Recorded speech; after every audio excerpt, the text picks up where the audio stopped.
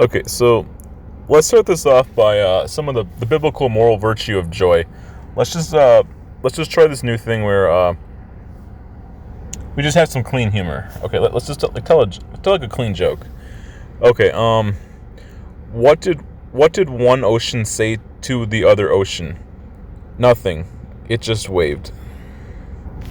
Okay, so how is everybody doing today? This is like a Christian community ministry about like nerdy stuff and about having the faith, called Christian RPG Gamers. Okay, so today's video I wanted to talk about it's called Shadowrun.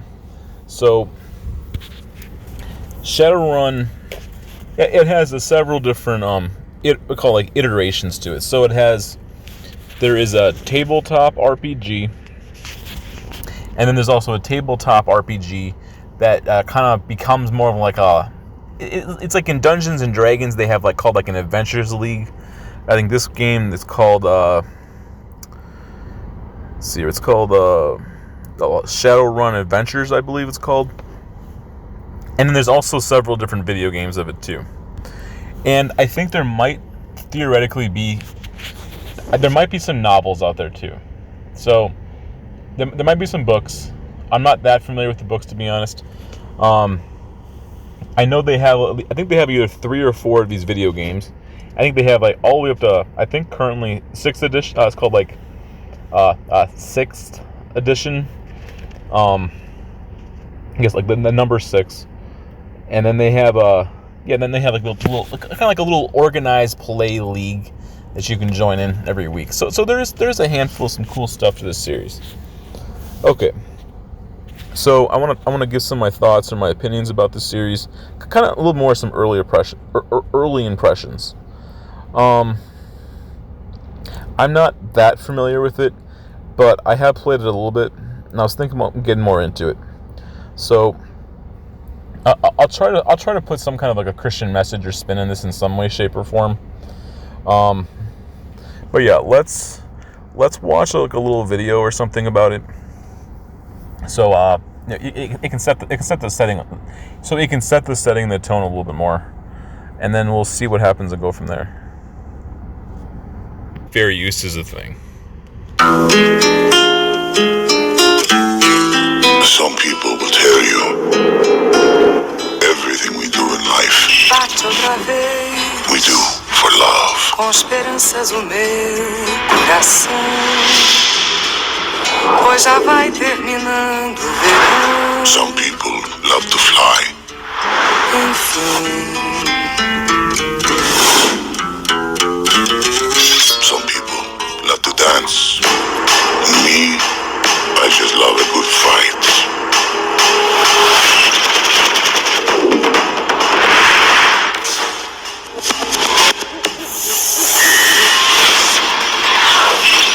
I may not be the fastest. I may not be the strongest. I may not be the best shot.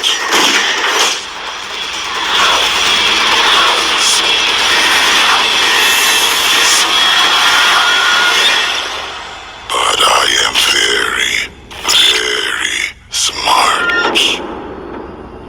And I am waiting for you. Shadowrun links Xbox 360 and Windows Vista players together for the first time. More of these videos. Okay, this one is about the trilogy. This is more like the turn-based tactical strategy style game. So let's watch this one too. So obviously fair use is the thing.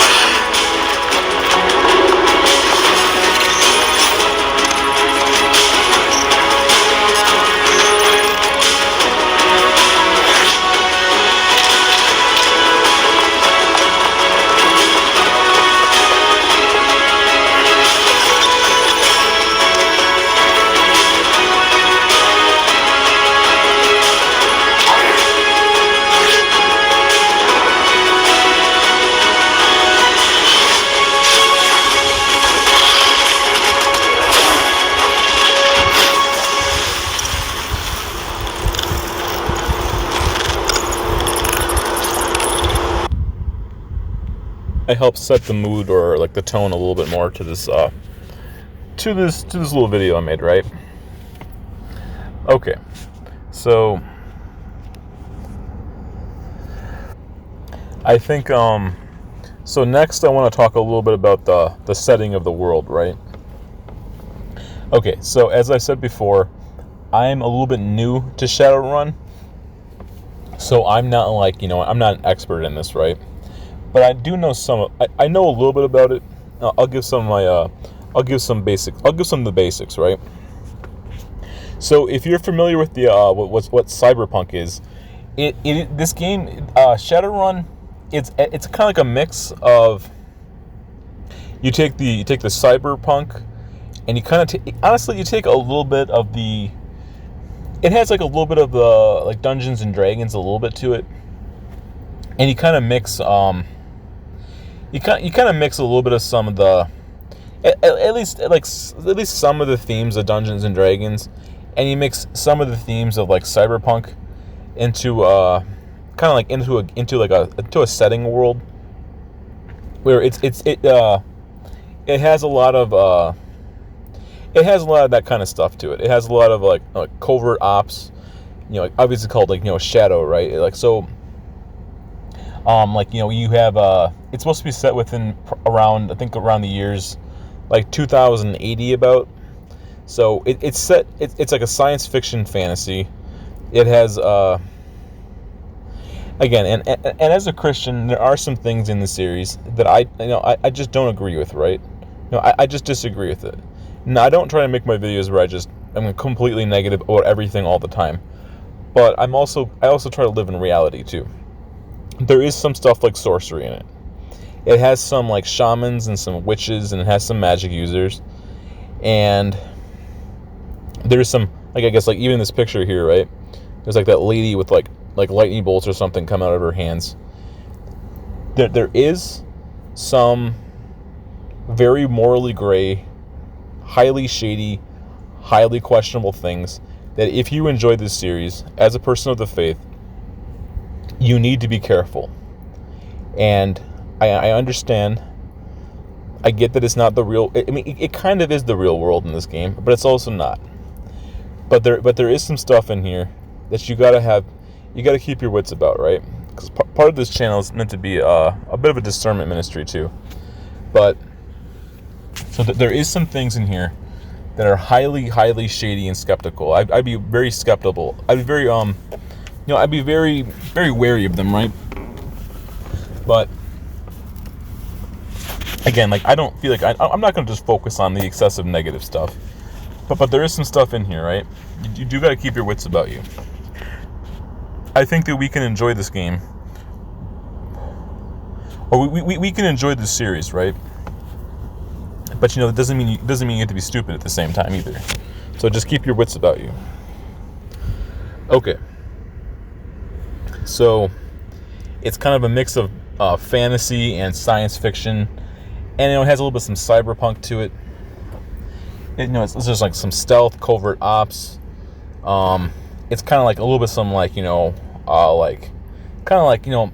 messing around with like the idea of like some like the concepts of like some a little bit like Japan or some China or Japan a little bit, or they have some they have a lot of themes that are like they also have a lot of like stealth and stuff to it. So it's like you can see a lot of cyberpunk into it.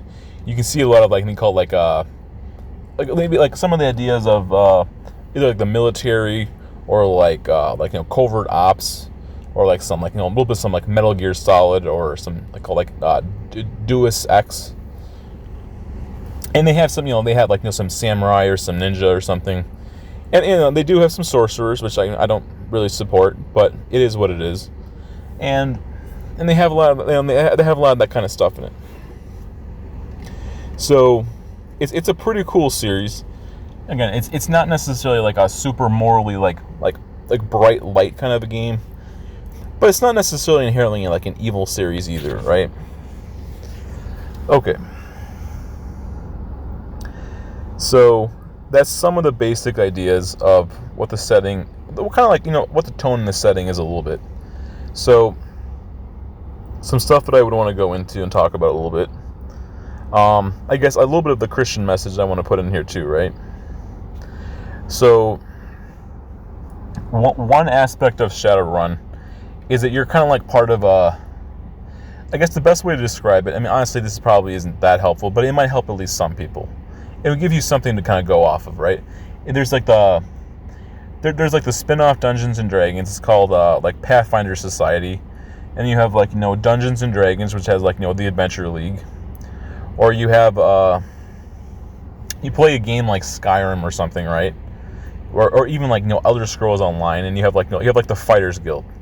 Again, like, I don't always agree with stuff like this, but you have like the Mages Guild. Or you have like, like an Assassin's Club or something, right? Or you have like a faction, or you have like, or in like Wasteland 2, right? That'd probably be a good example. Wasteland, they're just the Wasteland, right? You have like the Desert Rangers. They belong to an organization, they belong to a group. And a lot of the game series, I mean, honestly speaking, some of this stuff is subjective, right? But I mean, I'm not super familiar to an extreme extent.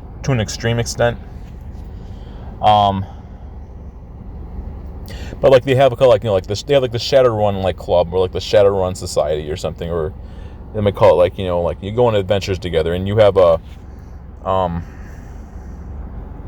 have some kind of like a base of operations that like the whole team kind of like. Generally, if you're playing like an organized play, or even some of the video games, you're part of like an organization of some sorts. So you might partially work kind of in the shadows a little bit. You might also be like, it's kind of a morally gray world whereas like you're not necessarily doing evil, but you're not always necessarily good. You're kind of like the anti-heroes a little bit. It might at times even remind me a little bit of like Star Wars at times too, where it's like you're someone like Han Solo, right?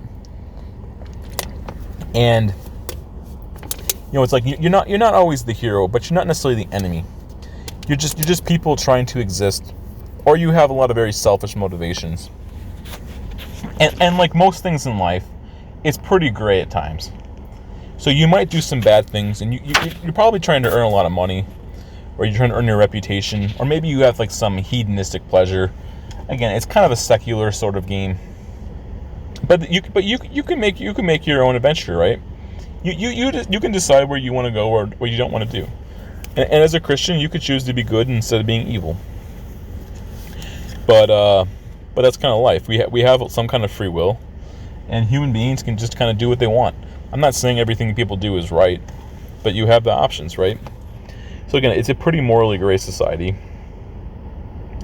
So I guess like some of the message that I wrote some stuff down, like a very minor script. Okay, so before I talk about that, I'll put one other aspect down. So like the idea of magic, and they bring in like fantasy world classes and stuff to the game, right? There's like even this picture here. You see, there's like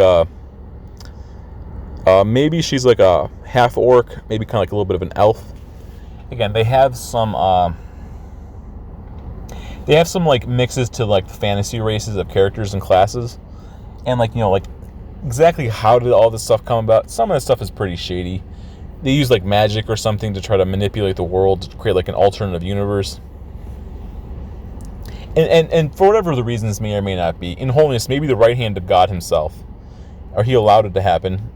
Something happened at some point in the future, and a whole bunch of stuff came about. Our world shifted and changed it a lot, and now there's a whole bunch of different fantasy races out there, and there's people who can like cast spells and stuff. And again, like we have regular humans, and you have interact with like from like real life too, by the way, too, because this is supposed to be set more within the real world. Mixes with like fantasy races. So again, one aspect I would say, so I wrote down from my notes, remaining faithful and pure in a more like dark, morally gray, neutral world. And I guess the biblical virtue of tolerance, and you could say just the idea of you have a chance to display tolerance towards more fantasy races of people. And again, like my general philosophy when it comes to like, fantasy races and stuff is no different than in real life. You can't control the fact that in holiness, God created you and put you here on earth. You didn't choose to be born. You didn't choose where you were going to live. You can't control all of these factors and these things. You just exist until you die and until you cease to exist on this earth. And you go to wherever you go afterwards. And that's generally my philosophy is towards a lot of fantasy aspects, right? It's things that you can't control. You couldn't control that your mother was like an elf, and like your father was like a human, right? And now you were born as like a half elf, half human. You can't control that, right? That is outside of your realm of understanding and reasoning. You can't control that a whole bunch of fantasy people, groups of people, exist. You can't control that, right? There are things you can control, and there are things that are outside of the grip of your understanding and your control. Like, you can choose to be a magic user. That is a choice. Sorcery, I believe, as a Christian, is generally a bad thing. The best argument I would make is that God says no. God condemns it, and he says this stuff is bad. So therefore, you should be extremely resistant and hostile towards it, and just generally don't want it and don't like it. People could make arguments for it or against it, or they can make a lot of arguments, right? But at the end of the day, generally speaking, sorcery is a bad thing. The practice of magic is generally a bad thing because God says so. But choosing to use spells is a choice. You can choose in Shadowrun to not be a magic user. That doesn't necessarily make you a good person, but you're not using that specific. It's a foundation. You don't have to use that because magic is a choice. So, again, I think like the fantasy race is something you're born with, but becoming a class and practicing a certain class is a choice, or at least it's mostly a choice at the end of the day. And again, this is kind of like my philosophy, right? So, but I do think that as a Christian, the idea of fantasy races is a great excuse and a great way to demonstrate and show the idea of the biblical moral virtue of tolerance. Tolerance is not really something that the secular world owns. Tolerance is something that comes from God. So that there's one thing we can choose to be more tolerant if we want to be. We don't have to be tolerant according to the world standards. We can be tolerant according to the Bible and God's standards. So that's one thing we can choose to do. And that's something that I think that can be a good thing, right? It's a little bit morally gray. It could be uncomfortable, but I think it could be a net positive.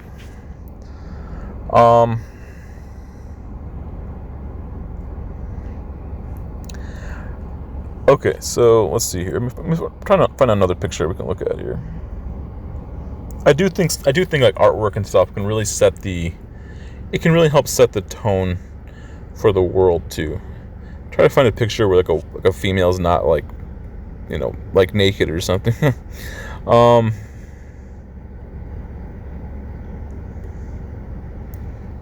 Sure. I mean, I guess at least she's wearing some kind of clothes, I guess, of some sort.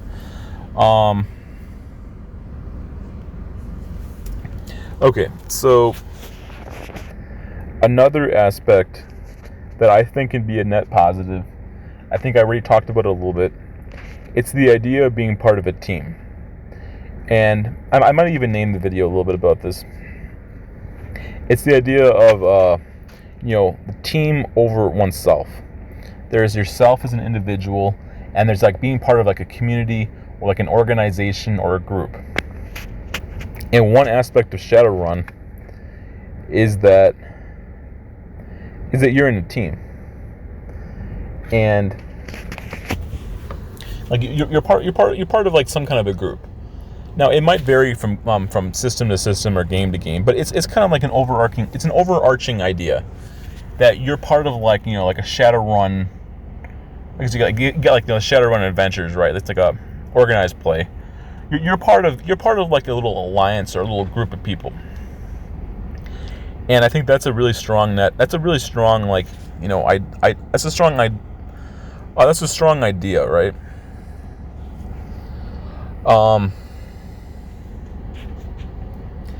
That you're part of a group. You're part of a group that that works together for a common purpose. I would say it's pretty neutral and pretty morally gray, but it's not inherently a good team, but it's also not inherently an evil team, and that's probably my general philosophy towards a lot of content out there. Is that a lot of content out there is not necessarily good. It's not holy and it's not righteous, but it's not necessarily inherently like evil or like a sin or morally wrong at the same time either. It's just neutral and morally gray. But there is specific things within the foundation that can be bad. But the same argument is there's also things within a foundation that can be good. And sometimes you can choose to find good, or you can also purposely look for something evil within it. There is both. And it's a choice. Again, but the idea of working in a team is that you're pursuing a higher reasoning other than yourself. And a lifestyle of serving yourself isn't much of a life at all. You're really not going anywhere if all you do is serve yourself. And like, you live for yourself and then you just you die by into yourself also. You go nowhere and you accomplish nothing. Being part of a team, especially if your team tries to do something like, you have a higher reasoning for existing, right? Not a lower reason. A lower reason to existing would be like, probably be like, you're like a bandit or something, right? Again, all you do really care about is something really dark and twisted and evil. But if your reasoning for existing is a higher moral purpose of some sort, or at least it's significantly more neutral, again, like, it gives you a purpose, it gives you satisfaction, it gives you some kind of an identity, and it gives you value as a human being. And even when you die, you die for a higher purpose, and it has a lot of value to you, right? There's a Bible verse that it kind of comes to my mind. Now, I don't necessarily know the full meaning of this, but I do remember it. So I typed this in. I think it's from the book of Romans. So is it Romans 5 verse 7?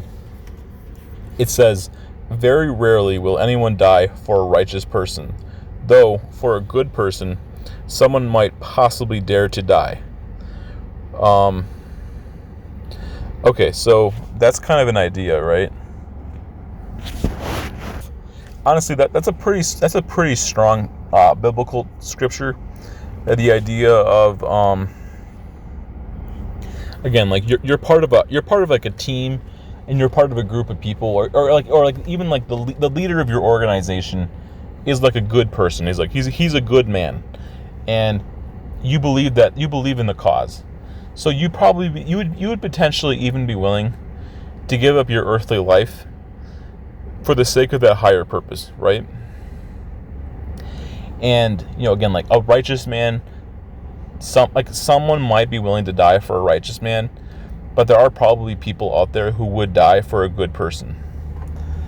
And again, like, this could be the idea of like working on a team, being part of a team versus being an individual. An individual, again, you're only going to get so far by yourself. I mean, it's better to have a higher, like a morally righteous or like a morally good, virtuous reason, like a higher reason to exist. And obviously, as a Christian, we serve God, right? God Himself, the Father, Son, and Spirit. He is the one that we serve. He's the ultimate being of all that is good, right, and holy. Is our ultimate true cause and our true ending. Okay, so that's kind of like that's like my little Christian message, right? And that this ideological values and sets of beliefs are a pretty strong aspect too. Like you got like, you know, and even like lots of different video games that kind of highlight different genres and worlds. Generally, there is some kind of an organization that kind of keeps everything like in collusion or like in some kind of unity, right? There's something that holds people together. That's a higher reason. It's usually neutral, or it might even be virtuous. So, you know, even your organization or like your team, you know, it sets a code. It gives you, you know, it has some kind of like ranks to it. It gives value. It has a higher purpose. It has some kind of meaning to it, which I think is good. Okay, I don't want to make this video too much longer. But yeah, like I think this is a cool series. I might make another video about this in the future at some point. But these are just some of my basic thoughts about it from what I've seen. And you know, yeah, these are just some general thoughts and some general dispositions about it. All right, thanks for watching. God is good.